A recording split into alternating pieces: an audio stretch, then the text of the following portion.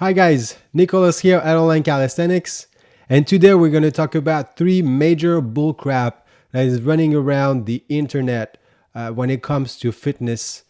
I took actually three accounts that are pretty popular on the internet, and I'm going to show you what they say and what is actually the truth behind it.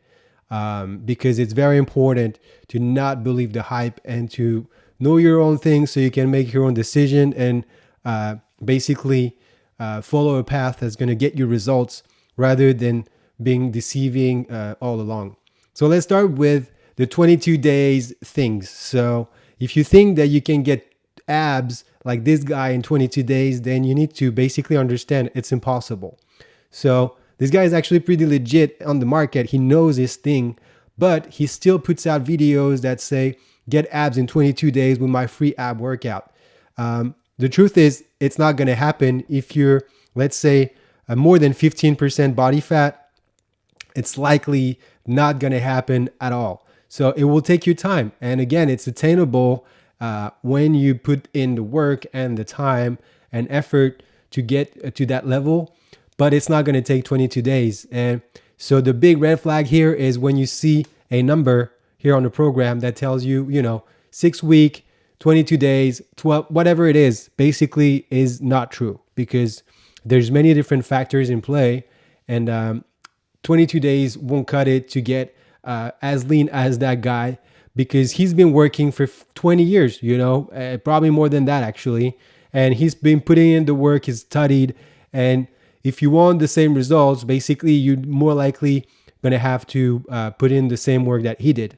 So don't be gullible about the 20 days things result because that won't happen. And also keep in mind that what happens after 22 days? You stop there? What happens? You just, maintain?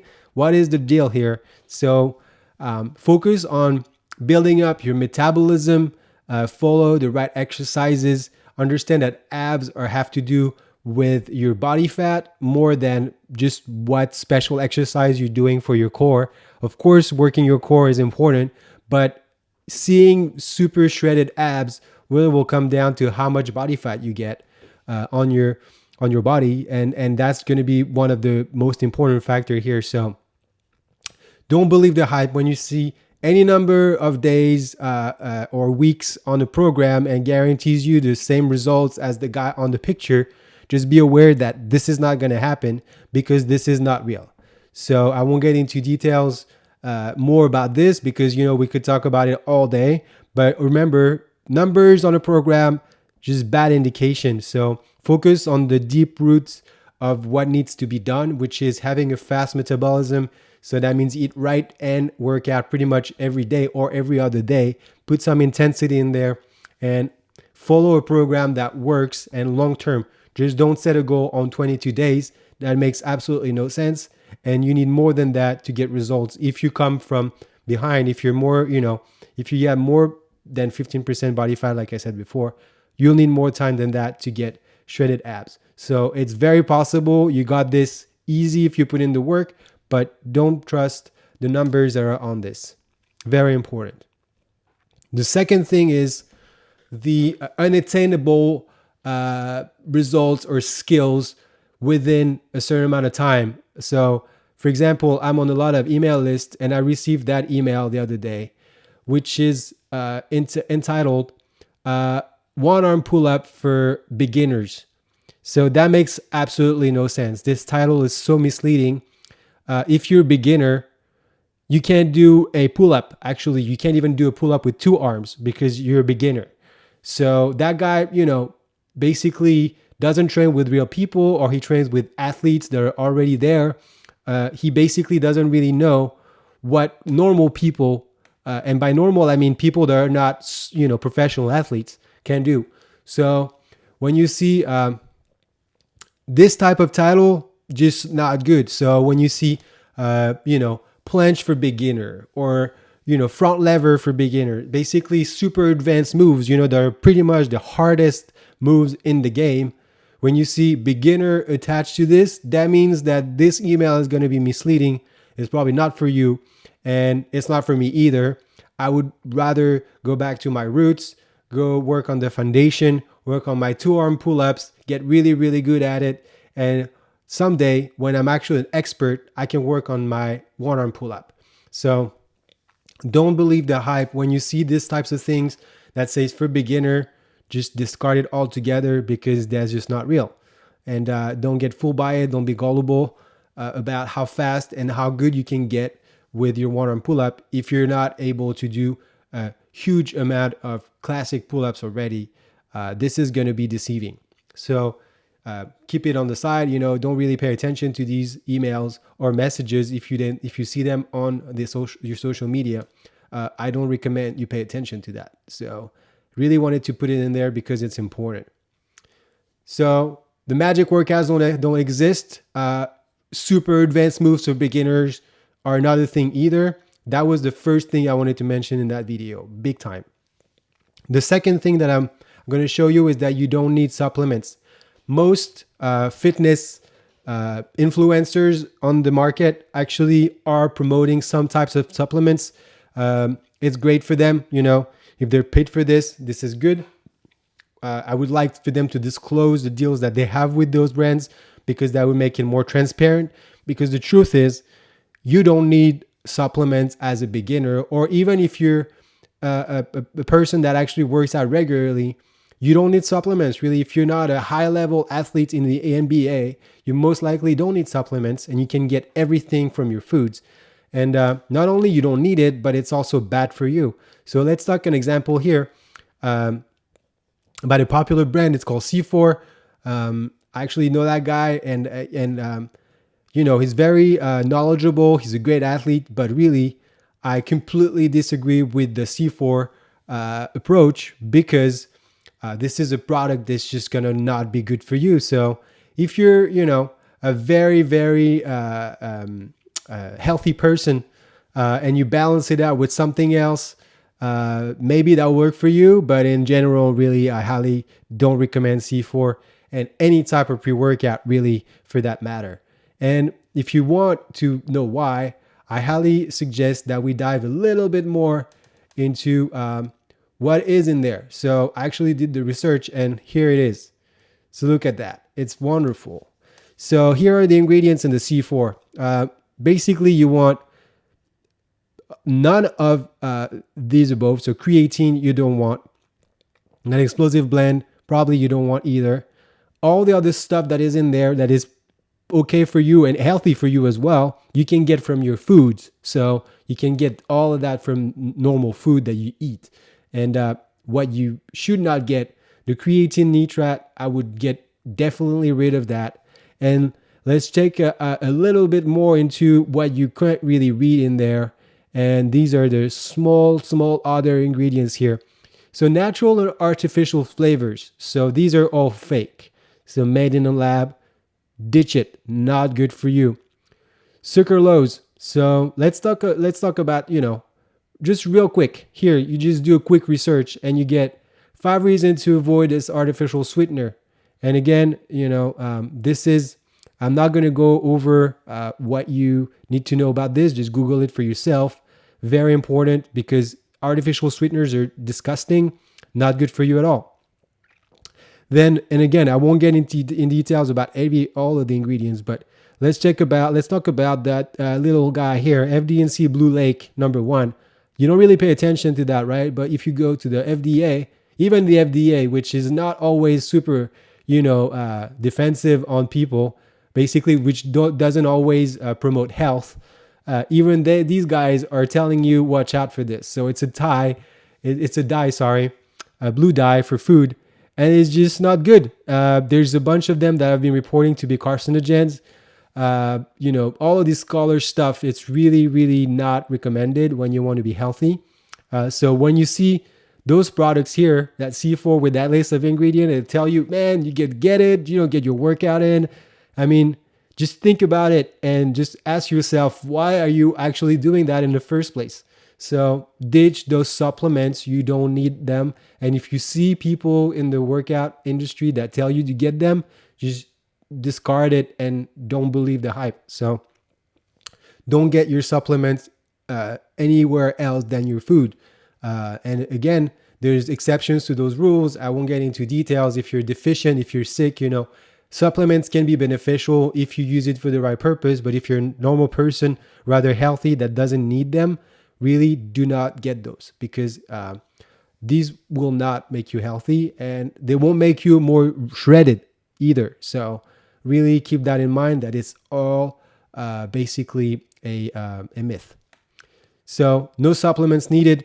You can ditch it forever, and you don't need to save your money. The last thing today that I wanted to debunk is that diet food or healthy food or whatever you call it doesn't have to taste like crap. I'm going to show you three examples of things that really I wouldn't eat myself. They're basically recommended as, the healthy things, but I really don't like them the way they look, because why would I eat that? Just tell me. Why would I eat this? This is all from a can. So there's no point for me to eat that. So it's probably easy to make, but really when you see corn, I mean, come on, man. You don't really need corn in your diet. And if you're stuck on things that are just from a can, then you're not, the point is to actually, you can cook your beans. So it's cool to have sometimes, you can get some beans. But my point is, just learn to cook. Don't just look for recipes where you just have to just pour stuff in there, because that's not real life. Let's see another account here. This is a list of ingredients that they recommend. So I always advocate non-processed food, right? And most people that recommend healthy recipes should do the same. And look at this. I mean, this is just a nightmare here. We got some processed almond milk that probably has a lot of gums in there, so it's just really bad for you. Just take out the side effect of gums. This is really bad. You get some Splenda here. We talked about artificial sweeteners. This is the worst. We got some homemade vanilla ice cream. I mean, what is this protein thing? I mean, do you want to eat ice cream or do you want to get protein? What is it? Then you get, again, some type of applesauce here in a box, and then you get those blueberry in a bag. I mean, this is just a nightmare, really. So if you see that, I highly just take it away and just don't use it, because this is not going to be a healthy shake. And I've posted many different options on the course that we have online at onlinecalisthenics.com, and this is not this. You'll find everything that is fresh from the fridge, and you don't need any of these boxes. So trust the process here and ditch whatever you see here in a ton of different boxes. Do not use that. Let's go over an ingredient list for a healthy breakfast that some account recommend on the internet. All of these are just really bad. And again, we'll go around the same types of problem we saw on the slide just before that. So liquid eggs. Let's talk about liquid eggs real quick. You see some professional, fitness pro that tell you, you get liquid eggs. It's better for you because you don't need the yolk, which is actually not true. You should have your egg if you want it. And they tell you it's less waste. What do they do with the egg yolk in the factory? So you're just wasting it as much, but just by, proxy. And so you're not basically producing less waste. You're just not doing it yourself. It's just a proxy. But still, liquid eggs there's no point of getting liquid eggs. Just regular eggs is cool. Again, a protein Prestige Lab protein. Horrible. I won't even get into details, but check the ingredients. You don't need that. Low calorie syrup. Terrible. Why do you want that? Just get normal maple syrup. You don't need any low calorie anything in your diet, whether it's skim milk, all this low fat stuff, any of that, you just don't need at all. And then let's finish with a brilliant white bread Kroger 3 slices. I mean, come on. This is really the worst bread on the market. So go to the bakery or learn to bake, or just get, some healthier bread. So any type of sourdough bread is better than that. If you don't find sourdough around you, then get the Ezekiel brand, because they most likely will put a lot less bad things in there for you than most other brands. So go for this one. But really, just avoid the white bread from Kroger. And really, it's just a no brainer to me. But I'm just blown away that some professionals may actually put that in their recommendation. That is just terrible, really. And don't believe the hype again. So it doesn't have to taste like crap. Really, any good food that is healthy doesn't necessarily need to be so bland and full of boxes, origin ingredient, or white breads. And I'm just going to show you an example that we put in one of the food ebooks that we have on the program. So basically, this is a protein source, which is lentils. It's a vegetarian alternative for those who don't eat meat. And it doesn't have to taste terrible, like the chili.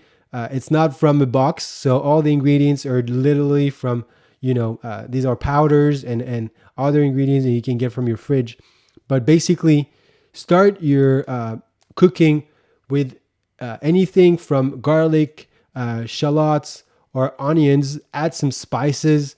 Just let it simmer in there and add other spices that you may like. So in all our recipes, there's always some really tasty spices that make all the difference. Turmeric, cumin, cayenne, olive oil, lemon juice, salt, pepper, all these things are great and they will make your dish taste really good. So I recommend you dive into the tasty elements of cooking because that's going to bring so much pleasure and really satisfaction at the end of the day. So that's it for today, guys.